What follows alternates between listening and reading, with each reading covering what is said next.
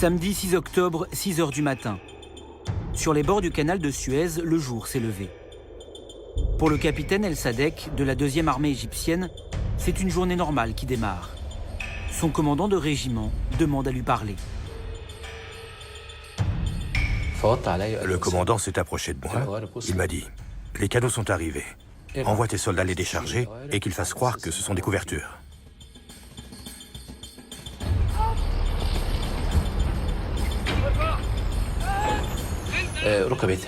J'ai eu la chair de poule, je tremblais. Ce à quoi je pensais depuis longtemps arrivait enfin. On allait traverser. J'ai dit à mon commandant, « Entendu, chef, entendu, chef. » Mais je n'arrivais pas à me concentrer. Au même moment, à Tel Aviv, les rues sont encore vides. Aujourd'hui, c'est Yom Kippour, la fête du Grand Pardon, le jour le plus solennel de l'année juive. Un jour consacré au jeûne et à la prière. Alors que les Israéliens commencent à se rendre à la synagogue, les principaux responsables de l'État hébreu arrivent chez Golda Meir. Tous connaissent le contenu du message arrivé cette nuit. L'attaque arabe est prévue à 18 h, à moins qu'Israël ne fasse un geste diplomatique. Ashraf Marwan ne savait sans doute pas que Sadat avait avancé l'heure de l'offensive à 14 h. Les Israéliens l'ignorent donc aussi. À 8 h 05, le cabinet de guerre démarre. Dado, le chef d'état-major, prend la parole.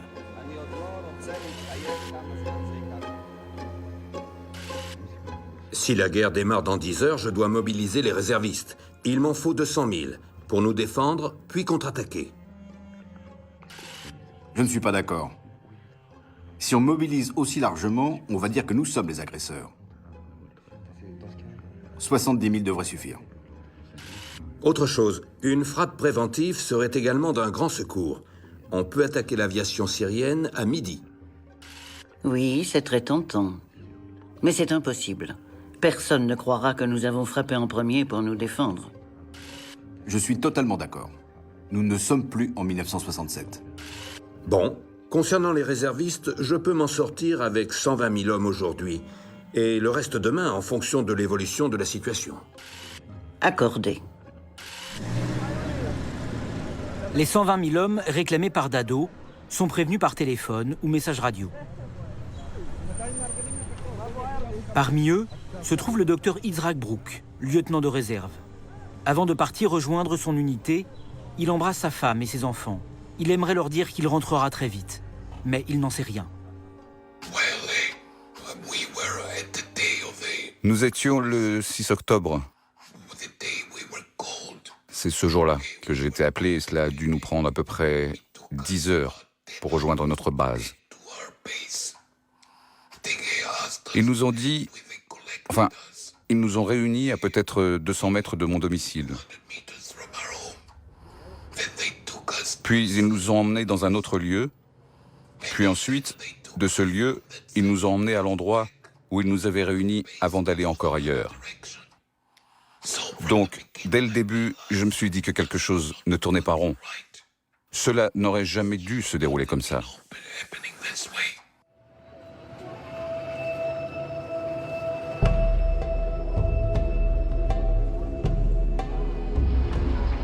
Il est 13 h 45. Anwar El Sadat pénètre dans la salle d'opération du centre 10, le quartier général. Ses officiers attendent les ordres. La tension est extrême. Personne n'ose boire ni fumer. Le ramadan vient de débuter. Sadat demande un thé, il allume sa pipe. Les officiers se détendent. Puis, le président égyptien donne l'ordre à l'aviation de passer à l'attaque. La 4e guerre israélo-arabe vient de démarrer.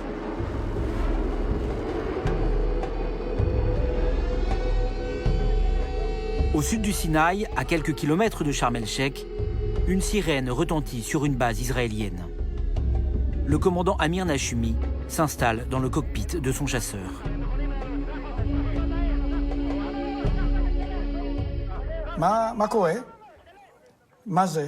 J'ai demandé au contrôleur aérien ce qui se passait. Qu'est-ce qui se passe? Qu'est-ce que c'est? Il m'a dit, écoute, on attend des ordres qui viennent de très haut. Cela voulait dire qu'il attendait des directives directement de Tel Aviv. Ok, mais que vois-tu sur ton radar? Il m'a répondu, il y a 20 chasseurs au-dessus de la mer qui volent vers toi. Je lui ai dit, quoi? À quelle distance? Où ça? Il m'a répondu, une vingtaine de miles. J'ai décidé de décoller, même si je n'en avais pas reçu l'ordre. Plus tard, j'ai compris ce qui s'était passé. Golda Meir avait décidé qu'on ne ferait pas de frappe préventive. Il ne fallait pas attaquer en premier. Je me disais, mais qu'est-ce qu'ils comprennent, ces idiots, qui sont à 400 km d'ici?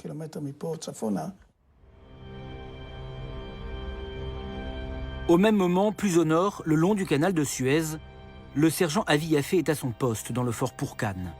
Tout est calme. Ingénieur du son dans le civil, il enregistre les échanges radio entre les différents bunkers de la ligne Bar-Lev. À 1h57, le colonel Shaul Shalev m'a appelé et m'a demandé si j'entendais quelque chose. Je lui ai dit, je n'entends rien. J'ai demandé aux autres s'ils avaient entendu des bruits d'engins. Rien. 30 secondes après, il rappelle et me dit, allez voir dehors.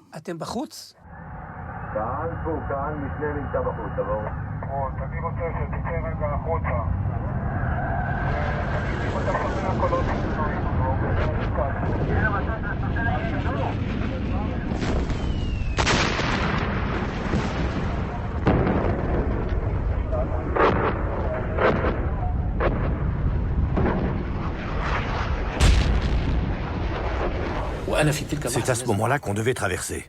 Mettez les 22 canots à l'eau. J'ai dit à mes hommes, allez, on y va.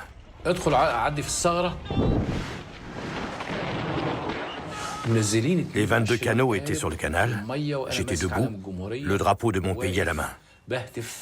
Je criais pour encourager mes hommes au nom de l'Égypte.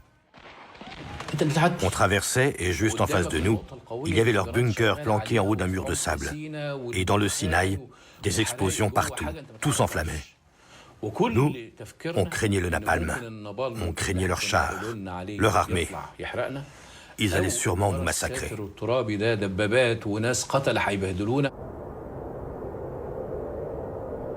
Le commandant Nachumi est maintenant au-dessus de Sharm el-Sheikh. Il vole vers la côte. C'est là où j'ai été filmé. Je vois mon avion virer.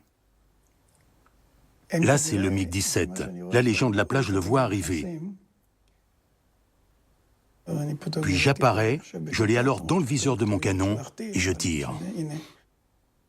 Et là, le MiG se crache dans l'océan. Je me souviens bien de ce moment. Boum. Boum.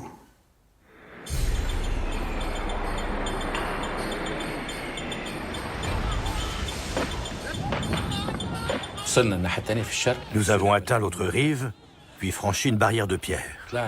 Et là, on s'est retrouvé en face d'un mur de sable très haut. Je me suis mis à courir, le drapeau à la main jusqu'en haut. Et une fois arrivé, j'ai planté le drapeau. À côté de moi, il y avait un de mes sergents, Mohamed.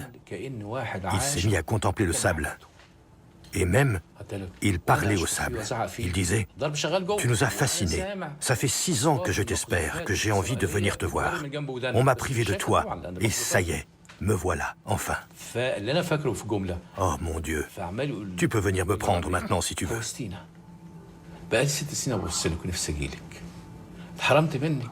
Je lui ai dit, « Sergent Mohamed, à vos ordres, il m'a répondu. » Puis il s'est baissé, a pris du sable dans sa main et m'a dit, « Allez-y, goûtez, goûtez.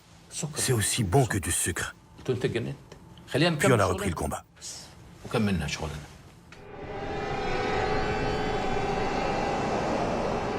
Partout en Israël, c'est la stupeur. Cette guerre que personne n'imaginait possible vient de démarrer. Les années d'euphorie qui ont suivi la victoire de 1967 sont bel et bien terminées. אזרחי ישראל, היום, בסמוך לשעה 2 אחרי הצהריים, פתחו צבאות מצרים וסוריה בהתקפה נגד ישראל. הם ערכו סדרה של תקיפות מן האוויר בשריונים ובארטילריה, בסיני וברמת הגולן. צה"ל נלחם והודף את ההתקפה. À la Maison-Blanche, la surprise est totale aussi. Henry Kissinger, qui cumule depuis 2 semaines les fonctions de conseiller et de secrétaire d'État de Nixon, ne comprend pas ce qui a pu pousser Sadat à prendre une telle décision. Pour lui, Sadat avait agi comme s'il était fou. Je crois bien qu'il a utilisé ce terme d'ailleurs, fou. Il ne comprenait pas pourquoi il avait pris un tel risque, parce que les Israéliens allaient le démolir. C'était sûr. Il disait, mais les Israéliens vont être fous furieux. Puis il a dit, il faut s'attendre à ce que les Israéliens prennent le Caire dans les 24 heures.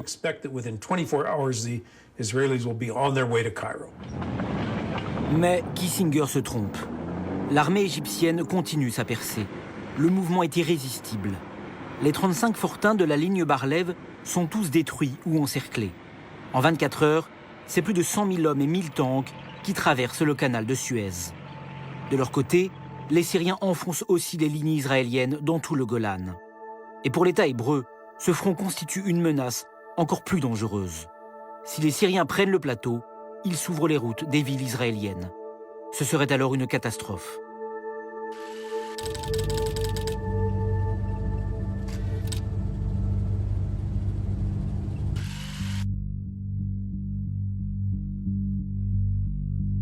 Le général Ariel Sharon, que tous appellent Arik, fonce à la tête de sa division vers le canal. Dans l'armée, l'homme est une légende. Il s'est illustré dans toutes les guerres qu'Israël a connues depuis 1948. À la retraite depuis 3 mois, Sharon s'est lancé dans une carrière politique. Et puis hier, 6 octobre, l'état-major le rappelle. Il n'a pas hésité à revenir, évidemment. Arrivé sur la ligne de front, Arik voit dans les yeux des soldats israéliens les premiers signes de la défaite. Il écrit « J'étais frappé par une expression étrange sur leur visage. Non la peur, mais une sorte de stupeur. Il leur arrivait soudain quelque chose qu'ils n'avaient jamais connu auparavant. Ils étaient sous le choc. » Sur le canal de Suez, le bunker du sergent Avi Yafé est maintenant encerclé.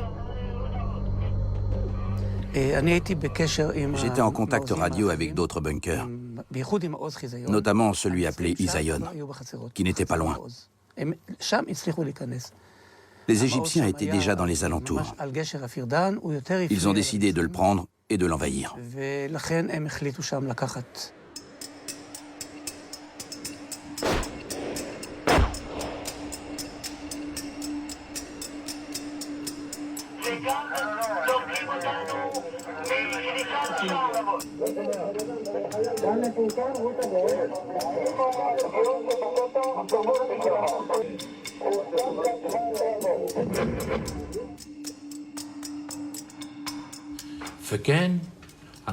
Nous étions guidés par 2 sentiments.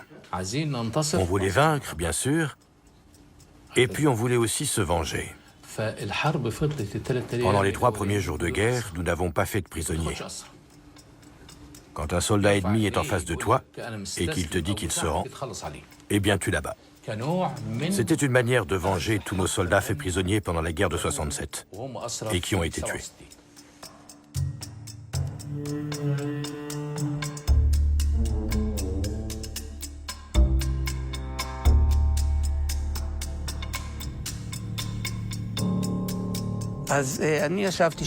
Je me suis assis, j'étais complètement désemparé.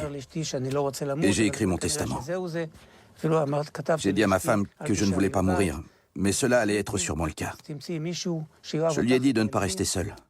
Elle devait trouver quelqu'un pour s'occuper d'elle et des enfants. J'avais une petite radio pour écouter les infos.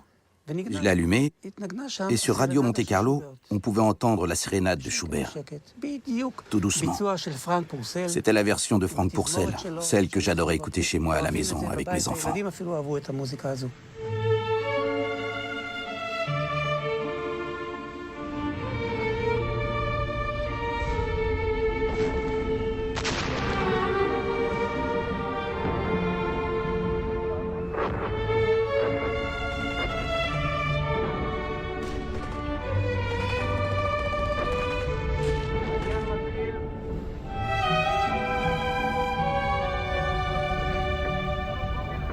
2 jours plus tard, Avi Yaffe s'échappera de son bunker en pleine nuit avec ses hommes.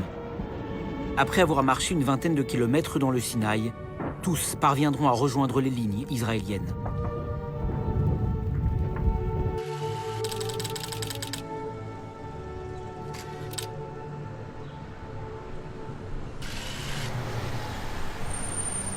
Après 24 heures de combat, Golda Meir est au quartier général. Moshe Dayan, le ministre de la Défense, rentre d'une inspection des fronts du Sinaï et du Golan. Et il est bouleversé.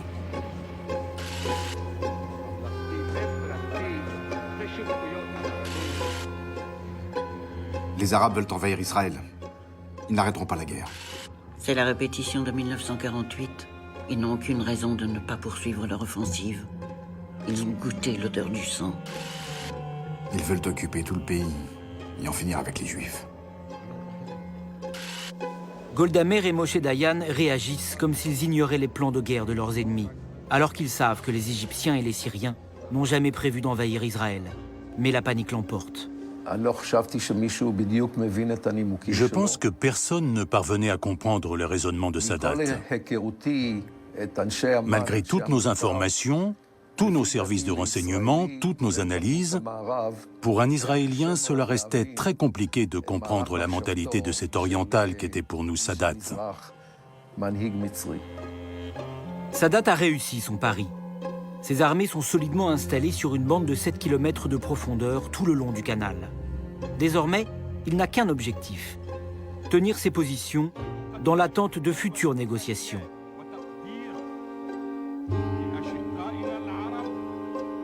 Il envoie alors un message à Kissinger. Il ne faut surtout pas que les États-Unis et l'État hébreu se méprennent sur ses intentions. Il y avait vraiment une possibilité que les Israéliens disent aux Américains « Vous savez, les Égyptiens veulent détruire Israël.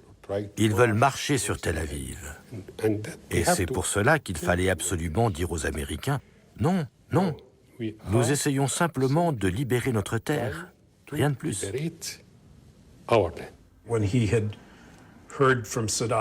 Quand Kissinger a compris que Sadat avait des objectifs militaires limités et qu'il voulait une issue diplomatique à la guerre, il a commencé à se dire que peut-être cette affaire pourrait se terminer de façon intéressante, politiquement bien sûr.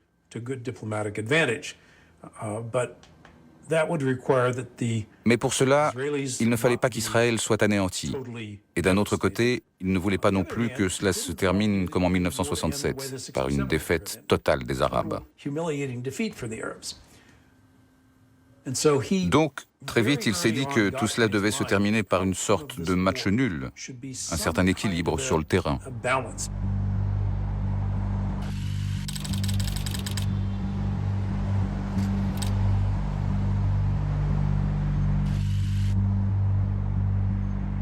Le téléphone sonne chez Kissinger.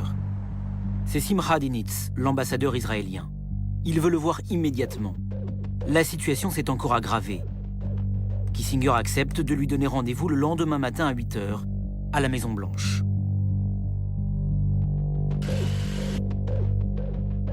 Si dans le Golan, les Syriens n'avancent plus, dans le Sinaï, c'est la catastrophe. Hier, 8 octobre, une contre-attaque israélienne a échoué et les pertes sont énormes. Mais comment avez-vous fait pour perdre 400 tanks face aux Égyptiens? Quelque chose n'a pas bien fonctionné. Il nous faut tous les chars et les avions possibles. On n'a pas de chars disponibles. Et vous devez comprendre que si on vous livre des avions directement issus de nos propres unités, ça va être un scandale. Mais on est en guerre.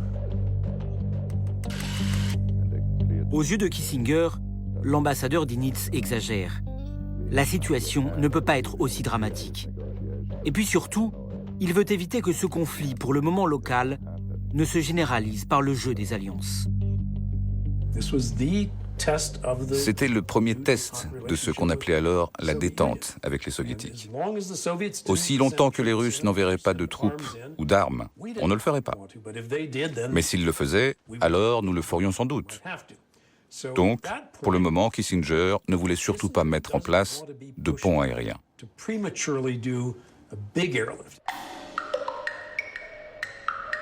Au même moment, une information commence à circuler entre Le Caire, Washington et Moscou.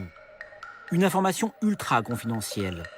Une information aujourd'hui encore, plus de 40 ans après, toujours classée secret défense.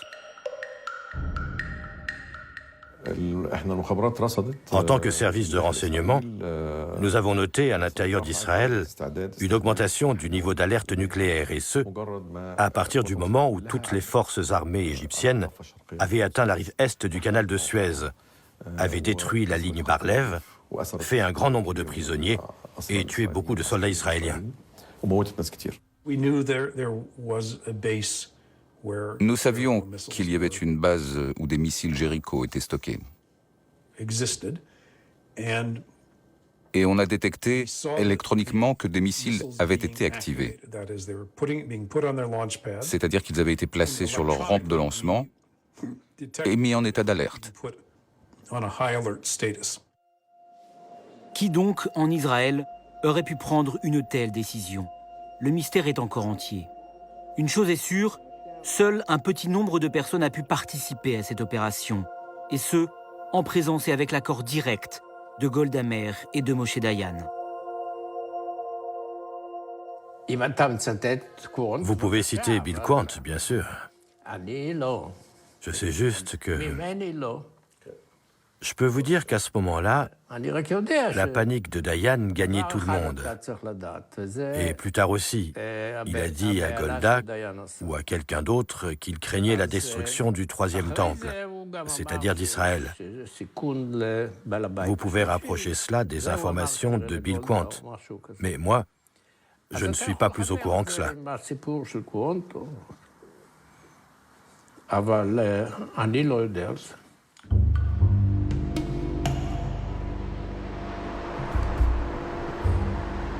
Aujourd'hui, en Israël, personne n'accepte de s'exprimer clairement sur ce dossier.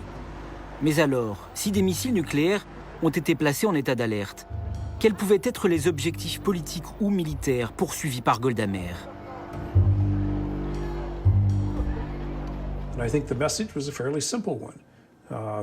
Je pense que le message était assez simple en fait. Si la guerre devait continuer et si l'existence même d'Israël risquait de se voir menacée, alors l'État hébreu montrerait ainsi qu'il était en capacité de se défendre et même de détruire toute l'Égypte. Peut-être que les Israéliens voulaient faire pression sur les Américains pour obtenir plus d'armes, plus d'avions, de missiles, tous les équipements militaires nécessaires. Difficile donc de connaître avec certitude les objectifs poursuivis par Golda Meir. Quoi qu'il en soit, Kissinger veut tout faire pour éviter que la situation ne devienne incontrôlable. Il doit reprendre l'initiative. Un cessez-le-feu pourrait peut-être déplacer le conflit sur le terrain diplomatique. Il pensait qu'il était possible d'obtenir un cessez-le-feu car la situation était alors relativement équilibrée. Les Israéliens avaient marqué des points contre la Syrie et concernant l'Égypte, le front était stabilisé, même si les Égyptiens avaient réussi à traverser le canal. C'était donc un moment opportun pour arrêter les combats. Les Russes y étaient favorables. Ils pourraient avoir l'accord des Israéliens pour un cessez-le-feu en l'état. La seule question était donc, Sadat accepterait-il d'arrêter les frais?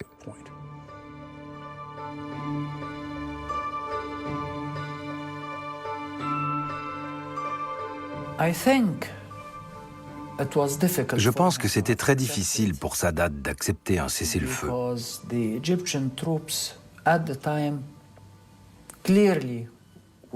À ce moment-là, les troupes égyptiennes étaient clairement victorieuses sur le champ de bataille. Et personne n'aurait compris qu'ils prennent une telle décision.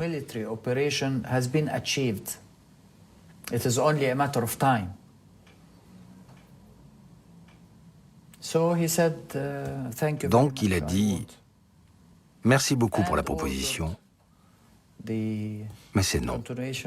Je refuse. » Et la guerre a continué. Quand Sadat a refusé le cessez-le-feu proposé, Kissinger a changé son point de vue. Il s'est dit « Très bien, dans ce cas, il va donc falloir qu'il entrevoie la défaite, et alors, il sera prêt à un cessez-le-feu. C'est donc à partir de ce moment que nous avons mis en place cet énorme pont aérien avec Israël.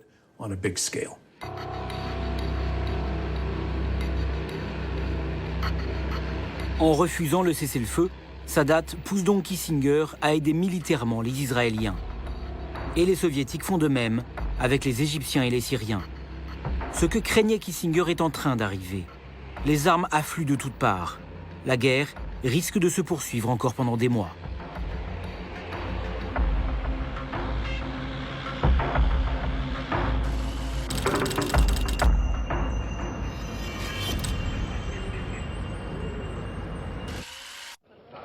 Ismail Ali, le ministre de la Défense de Sadat, et le général Chazli, chef d'état-major de l'armée et grand organisateur de l'attaque du 6 octobre, sont en réunion.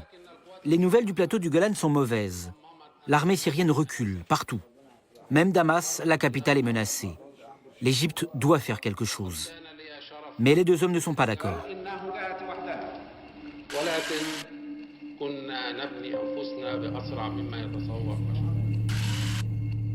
Vous devez lancer une nouvelle offensive et vous enfoncer dans le Sinaï jusqu'au col de Mitla et Guidi. Il n'en est pas question. J'ai toujours été favorable à une offensive limitée, vous le savez. Si on avance, nos troupes seront détruites par l'aviation israélienne. Ne discutez pas. C'est une décision politique. L'attaque doit démarrer le 14 octobre. Le général Chazli est atterré. Il est convaincu qu'une nouvelle offensive dans le Sinaï ne soulagera pas les Syriens. Et surtout, une pareille décision menace directement les intérêts égyptiens. Mais l'ordre vient de Sadat. Il n'y a pas à discuter. Sadat voulait montrer aux Syriens qu'ils pouvaient compter sur lui. Et puis, je crois que Sadat, à ce moment-là, était trop confiant. Vraiment trop confiant.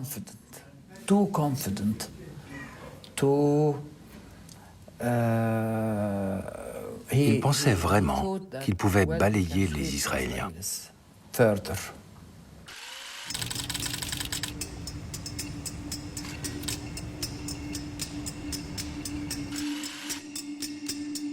Zvika Zamir, le directeur du Mossad, est appelé d'urgence à son bureau.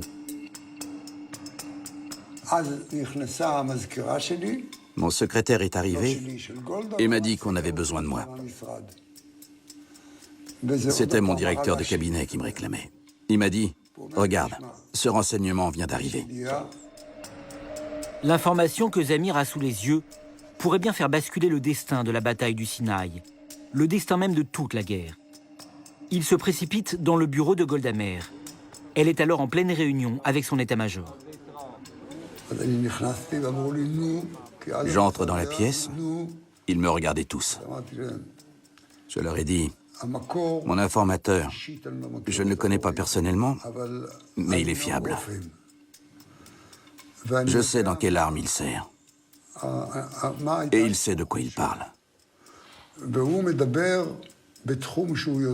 Mon informateur, donc, m'a dit qu'une nouvelle offensive était prévue. Golda et Dado comprennent immédiatement la portée de l'information. Si les blindés égyptiens s'enfoncent dans le Sinaï, ils quitteront leur zone de protection anti-aérienne et seront alors vulnérables. Pour Israël, tout deviendra possible. Nous savions alors qu'à partir du moment où leur division blindée allait entrer dans une guerre de mouvement, nous allions les détruire. Nous étions bien meilleurs à ce jeu-là. C'est cette information exceptionnelle du 12 octobre qui a sauvé l'État d'Israël. On allait terminer cette guerre. Non pas malheureux et battus, mais bien avec notre tête sur les épaules.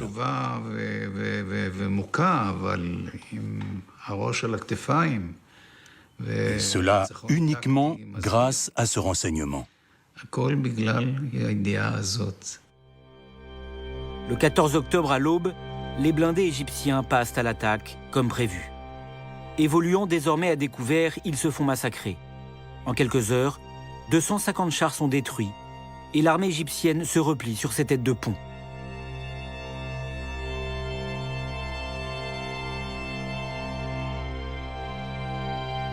Haïm Bar-Lev peut être content. Ce général à la retraite est le nouveau responsable du front du Sinaï. Il a été rappelé par Moshe Dayan après l'humiliation des premiers jours. C'était pourtant lui qui avait mis au point la ligne de défense du canal. Cette ligne qui porte son nom et qui n'a pas tenu. Aujourd'hui, il tient sa revanche. L'offensive de Sadat a été un désastre. Le 14 octobre au soir, il contacte Golda Meir pour lui apprendre la bonne nouvelle. בר-לב,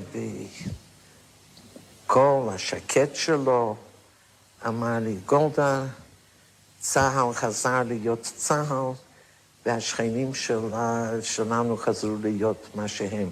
מפני שהיום הזה שהם הפסידו כל כך הרבה טנקים, הם פרסמו מובן שהיה להם ניצחון גדול וכך הלאה. הוא אומר, זהו, צה"ל עכשיו מה שהינהו. Cela a été une très mauvaise décision. On l'a payé cher. On l'a payé 2 fois, 3 fois même. On l'a payé à travers les pertes qu'on a eues le 14 octobre, des pertes considérables. On l'a aussi payé car ensuite les Israéliens ont pu pénétrer dans nos lignes. Et puis on l'a enfin payé d'un point de vue politique. Dès lors, les négociations nous seraient moins favorables.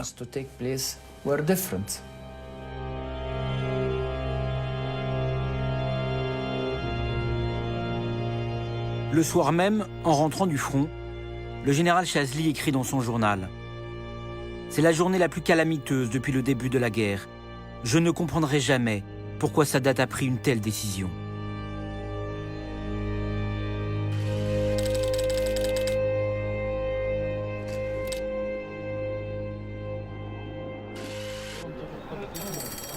Maintenant que les Égyptiens sont sur la défensive, le général Bar-Lev peut mettre au point les derniers détails de la contre-attaque prévue pour le lendemain. Sur le papier, le plan est très clair. 2 divisions, soit 400 chars, doivent traverser le canal, conquérir Suez et marcher sur le Caire. Tout simplement. Il régnait un optimisme hallucinant. Une chose était claire. Nous devions passer de l'autre côté du canal demain soir. Mais les ordres, tant d'un point de vue opérationnel que militaire, manquaient de précision. Nous comprenions bien qu'il fallait traverser puis battre les Égyptiens. Mais personne n'avait conscience de ce que cela impliquait en termes de préparation. Car c'était une vraie bataille qui nous attendait.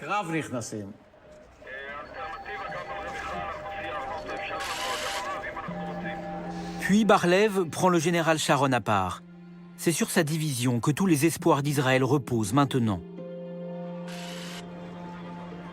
Arik, nous devons avoir une tête de pont de 4 km de profondeur. Et nous devons la tenir. Cela relève de ta responsabilité.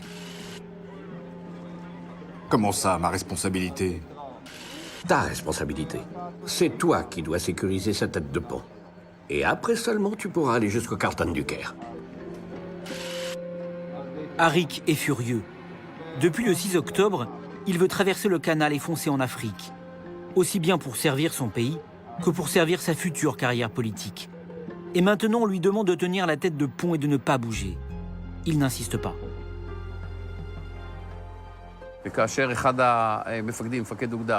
Arik Sharon avait quitté l'armée, il était donc réserviste, et il était devenu un homme politique important.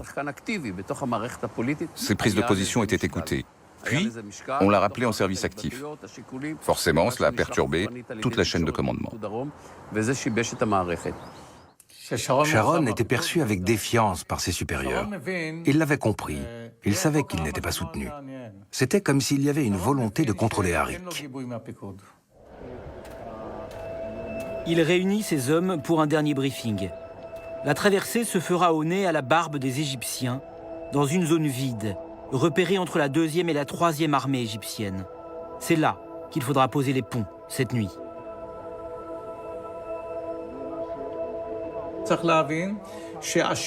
Vous devez comprendre que l'ennemi occupait le terrain où nous devions traverser. Ce n'est pas comme si on allait poser juste 2 ponts comme ça et traverser. C'était une bataille qui nous attendait, très cruelle, la plus importante de toute notre histoire. Une bataille d'une importance historique. J'espère que nous n'en aurons jamais plus de pareille, d'une intensité unique. On n'avait jamais rien vu de tel. Les Égyptiens, solidement installés dans une zone appelée la ferme chinoise, tiennent les routes d'accès au canal. Il faut impérativement les prendre et les tenir, afin d'acheminer les ponts mobiles pour faire traverser le canal au reste des forces israéliennes. Sinon, toute l'opération sera un échec. Après le briefing, le lieutenant Yair Livitz rejoint ses hommes. Ancien combattant de 1967, il sait que les combats à venir risquent d'être très durs. J'ai regardé les hommes de ma section grimper dans leurs tanks, mais ils ne montaient pas normalement. Il y a une procédure, mais ils faisaient n'importe comment. On sentait la panique dans leurs gestes. Cela ne me plaisait pas. Je les ai regardés, et là je me suis dit, tous ne reviendront pas à la maison. En fin de journée, ce 15 octobre, les tanks de Sharon partent à l'assaut de la ferme chinoise. Les Égyptiens ont bien compris la manœuvre. Ils savent que le sort de la bataille du Sinaï va se jouer ici. Des combats d'une violence inouïe s'engagent. Véritable corps à corps d'hommes et de machines. Ils vont durer 3 jours.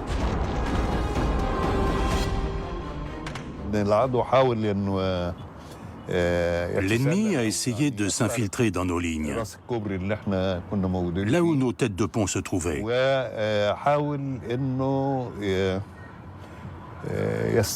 Et il a essayé de s'emparer de l'une des unités de défense anti-aérienne.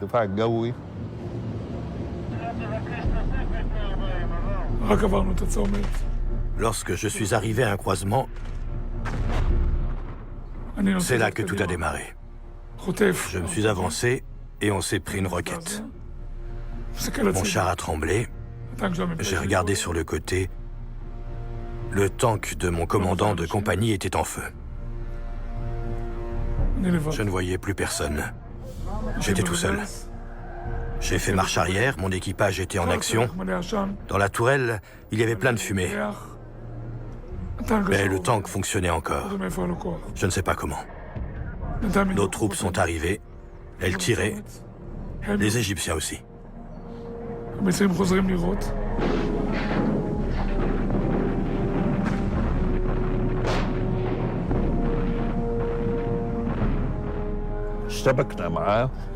Nous avons engagé le combat. Et l'une des compagnies de la brigade que je commandais, une unité d'artillerie, a réussi à bloquer l'attaque ennemie. Je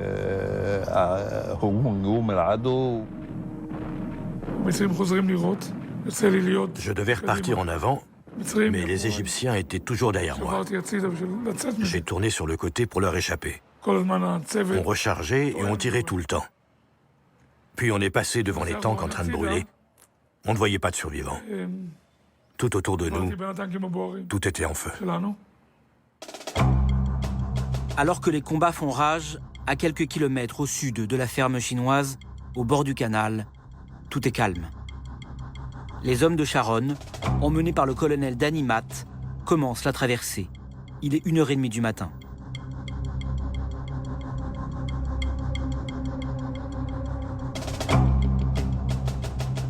Arrête. Arrête. מה נשמע? יפה מאוד. בתוך כמה דקות אקפולקו. יש התנגדות מצד שני? שום דבר.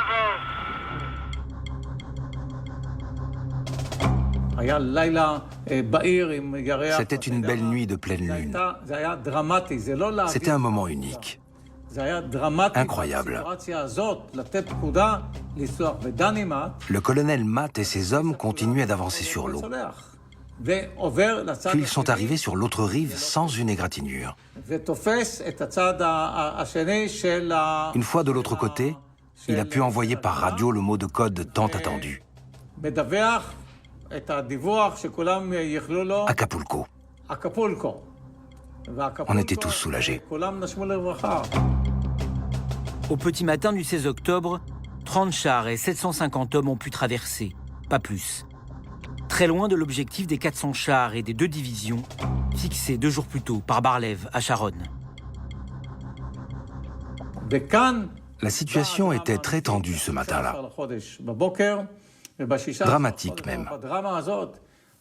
C'était au niveau politique et au niveau du commandement général, donc à Bar-Lev, de prendre ses responsabilités. Et maintenant, on fait quoi? On continue de traverser ou pas? Arik, lui, voulait absolument envoyer plus de troupes de l'autre côté. Bar-Lev et Dado, le chef d'état-major, sont très déçus. Sharon a bien sécurisé son point de passage, mais il n'a pris aucune des routes d'accès au canal. Hors de question, donc, de l'autoriser à foncer sur le Caire. Il risquerait de se retrouver isolé. La route pour l'Afrique est pour le moment fermée. La guerre est loin d'être terminée.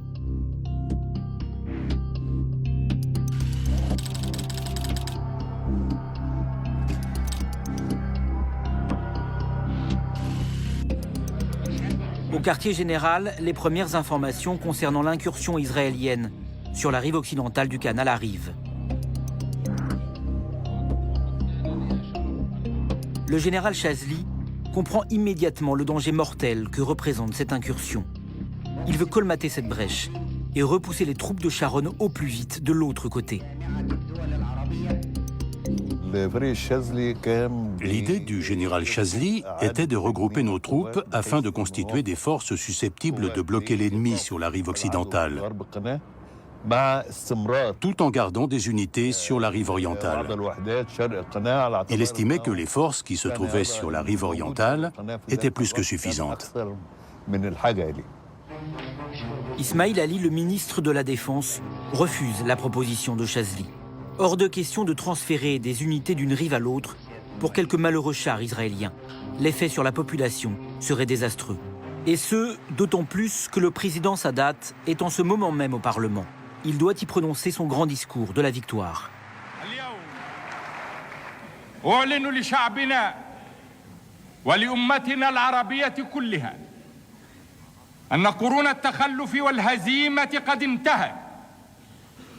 بعد أن حققت القوات المسلحة في مصر وسوريا تؤيدها قوات الشعوب العربية أول نصر حقيقي للعرب منذ عدة قرون.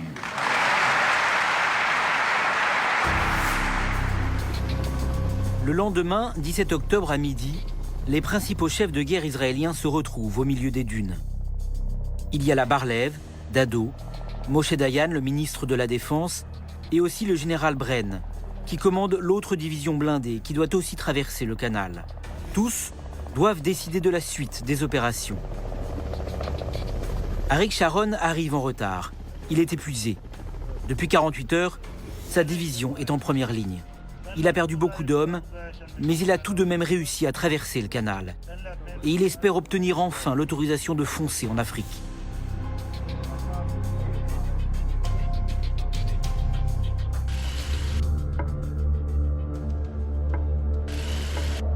La marge entre ce que tu as promis de faire et ce que tu as fait est énorme. Je n'accepte pas d'être jugé tant que les opérations ne sont pas terminées. Ce que je veux dire, c'est que rien n'a fonctionné comme prévu. La tête de pont n'est pas consolidée, les Égyptiens ne se sont pas effondrés... Et puis dans 1 minute, tu vas me dire que je n'ai rien fait dans cette guerre.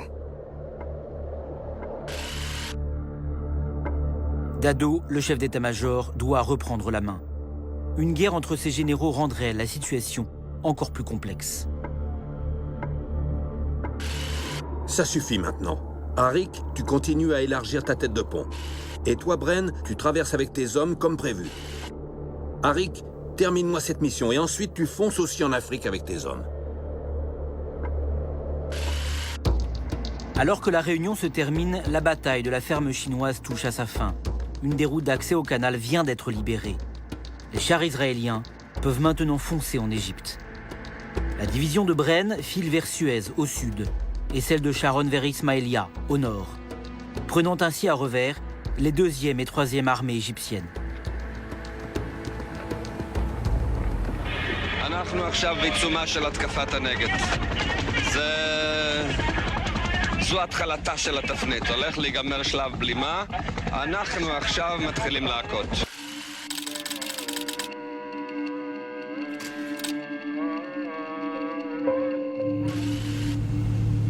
Au quartier général, la tension est à son comble.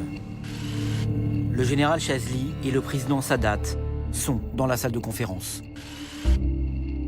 J'ai besoin de votre autorisation pour retirer des troupes de nos têtes de pont. Il faut contrer les blindés de Sharon, sinon nous risquons d'être encerclés. Pourquoi voulez-vous toujours faire reculer l'armée? Vous mériteriez de passer en cour martiale. Et si vous persistez, vous serez traduit en cour martiale. Je vous le promets. Chazli n'insiste pas. Dans ses mémoires, il écrit « J'étais profondément humilié. J'ai alors hésité à démissionner, mais je ne pouvais pas abandonner mes hommes. » Sadat sait que la situation est grave. L'aide militaire américaine permet désormais à Israël d'envisager une guerre longue. Et il ne le veut surtout pas. C'est maintenant qu'il faut transformer les succès des premiers jours en victoire politique. Le conflit ne doit plus durer. Il m'a dit, il n'y a pas un chef qui va à la guerre pour la guerre. Il va à la guerre pour obtenir une place respectable sur la table des négociations. Le plus important pour Sadat, j'ai cassé l'arrogance israélienne par la ligne Bar-Lev. J'ai gagné ce que je peux gagner, le reste, c'est pas ça le plus important. Combien de mètres encore tu vas gagner? Mais d'aller à la négociation avant que tu sois cassé par l'intervention américaine. On a donc redoublé d'efforts pour obtenir un cessez-le-feu. Si les Israéliens avançaient trop loin, ils risquaient de rompre l'équilibre militaire. Kissinger ne voulait pas de cela. Adepte de la réelle politique, seul un équilibre sur le terrain pouvait permettre d'espérer l'établissement de la paix dans l'avenir.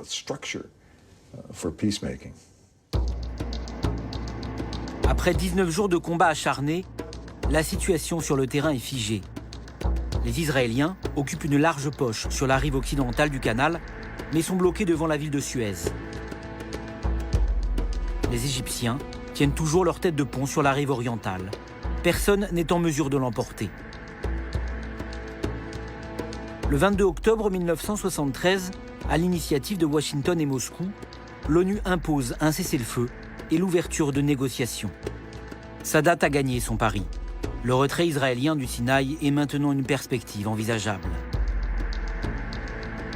3 jours plus tard, le 25 octobre, les armes se taisent, enfin. La guerre du Kippour ou guerre d'octobre est terminée. 3000 Israéliens et plus de 10 000 Égyptiens et Syriens y ont laissé la vie. Jamais un conflit israélo-arabe n'a été aussi meurtrier.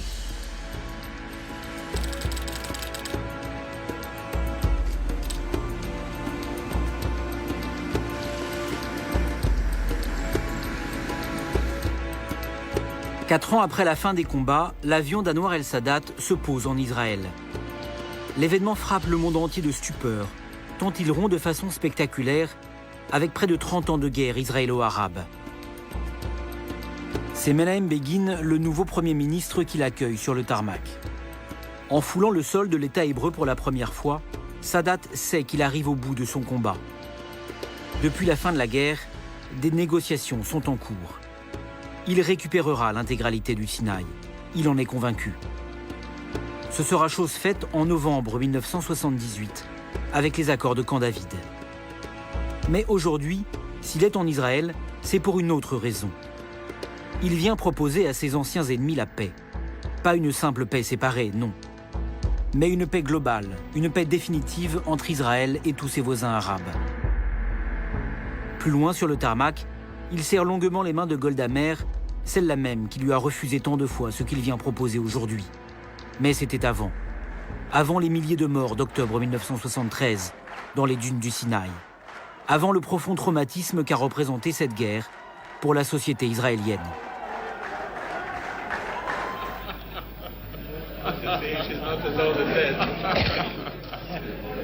We will live to see the day, whoever signs on the part of Israel, I want to live to see that day of peace between you and us, of peace between all our neighbors and us.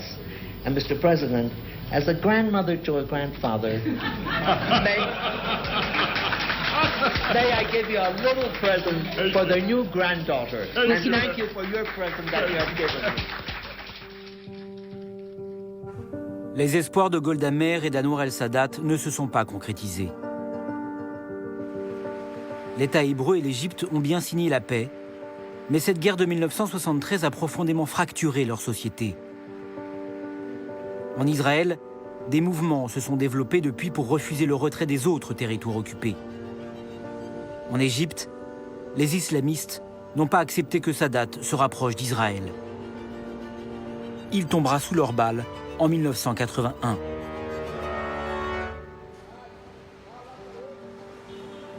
La religion s'est donc invitée dans le champ politique. Elle ne l'a pas quitté depuis. Les rêves d'Anwar el-Sadat d'une paix régionale ne sont pas prêts de se réaliser.